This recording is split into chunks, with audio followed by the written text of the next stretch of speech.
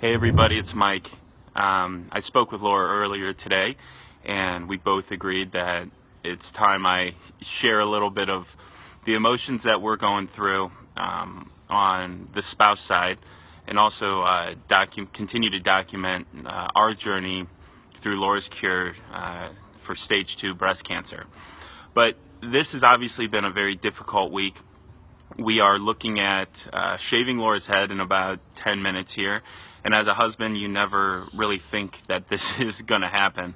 But it's okay. We feel extremely strong, and, you know, hair, especially for women and all the things that we've read, is very much associated with beauty and their self-image. And I think we can all agree when we look at Laura, hair is not what makes her beautiful. She is a very compassionate person who is giving of her time, of her energy. As a wife, I really couldn't ask for a better companion. She supports me in every way possible and is a wonderful mother to James. I'm so incredibly thankful to her, and even though we're going through a difficult time right now, it's even allowed us, who we had a very close relationship before, to be even closer.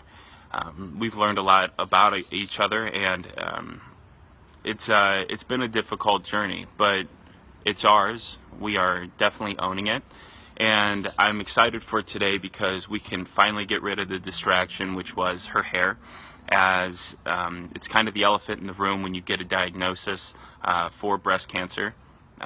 And, you know, I think it's important for people to remember that the cancer isn't taking the hair, the actual treatment is. And so in some way, it's really symbolizing a step towards the right direction, a step towards treatment, a step towards a cure. Whereas sometimes it can be visualized as, sickly, or the cancer taking its hold. It definitely visualizes cancer versus before without hair loss. It's easily hidden, but this is our cross to bear, and we really want to thank everybody who has lent their time, their energy, their generous gifts. Without you guys, I don't know where we would be, but we wouldn't be as good as we are right now. One thing we are really focusing on is mindfulness, and we always hear the importance of being in the moment, but so often we set our thoughts on worrying about things that we cannot necessarily control. And I'm guilty of this, being in conversations and your mind being elsewhere. We're really focusing on mindfulness because it allows us to get a little bit of control in this uncontrollable situation.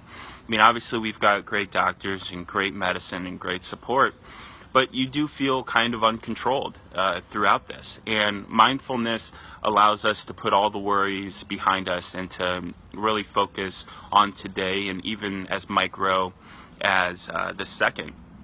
And the second Laura got her diagnosis, people were like, there's got to be a reason for this, and it's really difficult to see it at first. Typically, when people get a cancer diagnosis, they're 60, 70, 80 years old. But what you do hear across the board is that they never see the world the same once it's entered their life. They don't sweat the small stuff.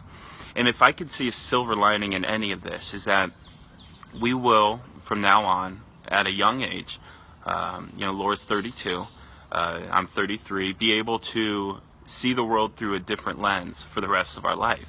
And we're going to take this opportunity to make a difference in the world when we can, to add a positive spin, and to refocus our energies on the things that really matter. But today will be a difficult day. We have a wedding tonight, Derek Rigby and Anna, who we're so excited to see them get married. But before then, we're going to take Laura's hair down a notch, and we will make sure to post pictures. But we love you guys very much. We definitely appreciate all the wonderful things you have done for us, and stay tuned.